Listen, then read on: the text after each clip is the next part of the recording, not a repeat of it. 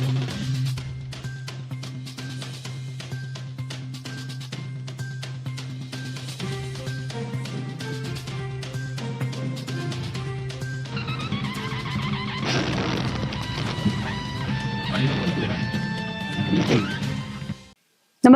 आपण पाहता हिरकणी न्यूज.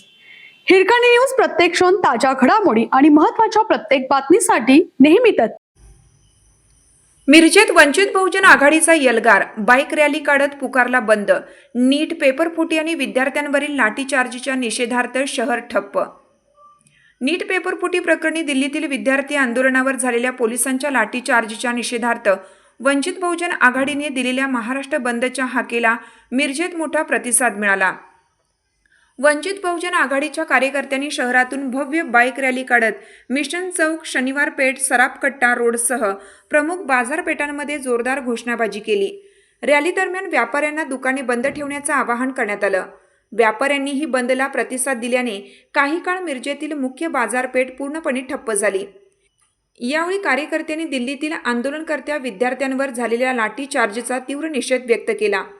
विद्यार्थ्यांच्या न्याय मागण्यांवर दडपशाही केल्याचा आरोप करत केंद्र सरकारवर टीका करण्यात आली. तसेच केंद्रीय शिक्षण मंत्री धर्मेंद्र प्रधान यांच्या राजीनाम्याची जोरदार मागणी करण्यात आली.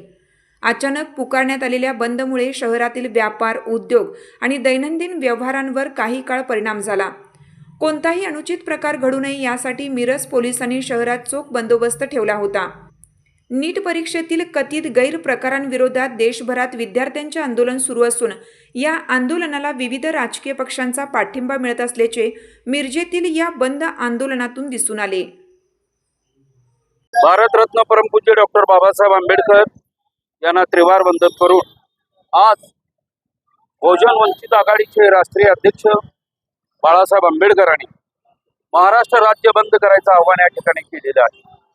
सांगली जिल्हा, मिरज तालुका, मिरज शहर, आम्ही वंचित बहुजन आघाडीचे सर्व जी पदाधिकारी, सर्व कार्यकर्ते तळागाळातील आज डॉक्टर बाबासाहेब आंबेडकर पुतळ्याला मानवंदना करून गांधी चौक पासून सतारमेकर गल्ली, मिरज मार्केटमध्ये या ठिकाणी बंद करत आहे. चांगल्या पद्धतीने व्यापारी संघटनेने आम्हाला अत्यंत चांगल्या पद्धतीचे सहकार्य केलेले आहे. व्यापारी संघटनेला सांगणं एवढंच होतं की आपल्याला वेळ मिळत नाहीये, तुमच्या मुलांसाठी, तुमच्या मुलांच्या भविष्यासाठी आम्ही रस्त्यावर उतरलोय, तुम्हीही रस्त्यावर उतरा. तुम्ही चांगल्या पद्धतीचा आमचा महामंत्र जपलीत आणि आम्हाला चांगलं सहकार्य केल्याबद्दल बहुजन वंचित आघाडी बाळासाहेब आंबेडकरांच्या वतीनं मी खरोखरच या मिरज शहर व्यापारी संघटनेच्या मनापासून धन्यवाद करतोय. आणि तसंच जंतर मंतरवर जे काय युद्ध चालू आहे, जो काय लढा आहे, माझी लहान लेकरं, माझी लहान मुलं त्या ठिकाणी लढतायत. अहो, त्यांना स्त्रीना सुद्धा मारून जखमी केलेले आहेत. एका मुलीला माझ्या नंग अवस्थेत तिने मारहाण केले आणि त्या तिथल्या पोलीस प्रशासनाचं आणि भारत सरकार, खास करून नरेंद्र मोदी, अमित शहा आणि महाराष्ट्राचा मुख्यमंत्री देवेंद्र फडणवीस यांचा जाहीर निषेध करतो. आणि त्वरितच ही पेपरफुटीमुळे जर समाज, देशातला नागरिक आणि देशातला विद्यार्थी, येणारा भविष्य जर आपल्याला त्यांना मारहाण करत असला तर तुमच्यासारखं दारिद्र्य, तुमच्यासारखं नीच वृत्तीची सरकार या ठिकाणी नको आहे.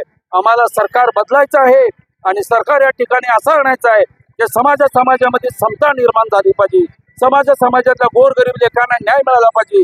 SC, ST, OBC, BJP, अल्पसंख्याक यांना न्याय मिळाला पाहिजे. ही वंचित बहुजन आघाडीचं स्वप्न आहे आणि ती निश्चितच आम्ही स्वप्न आंदोलनाच्या मार्फत करू की पहिली पिढी बंद करायची.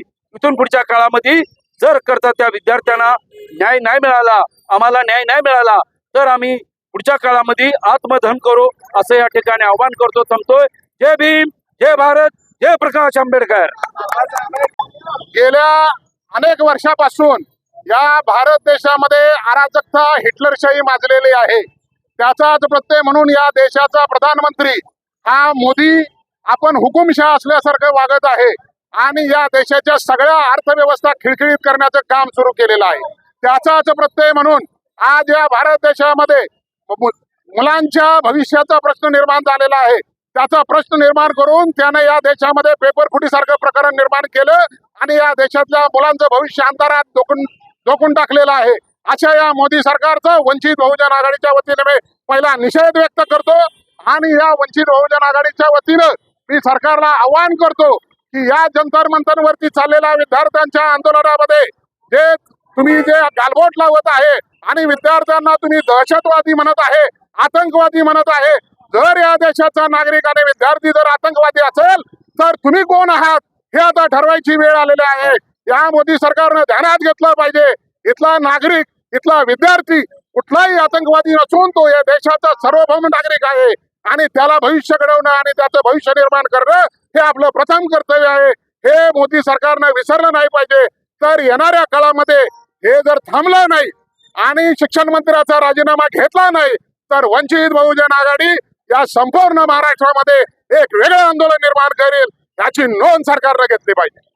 आम्ही हिंदू, मुस्लिम, शीख, ईसाई नाही, आम्ही भारतीय नागरिक आहोत आणि आम्ही शांततेने प्रचार केलेला. सरकारला जर बघवत नसेल तर सरकार खाली झालं पाहिजे. ही लोकशाही आहे, गुंडागर्दी नाहीये. आमच्या मुलांच्या भविष्याचा प्रश्न आहे म्हणून आम्ही सरकारला जर सरळ सरळ प्रश्न विचारले, सरकार आमची दाद घेत नसेल तर आम्हाला हे सरकार नको आहे. हे मुलांनी प्रश्न मांडले, हे काय चुकीचं आहे? प्रत्येक जण हा भारतातल्या नागरिकांना स्वतःच्या मनाला प्रश्न विचारा की तुमच्या जर मुलं आत्महत्या करत असतील तर त्यांनी सरकारकडे न्याय मागायचा नाही का? एवढंच माझं म्हणणं. ओके.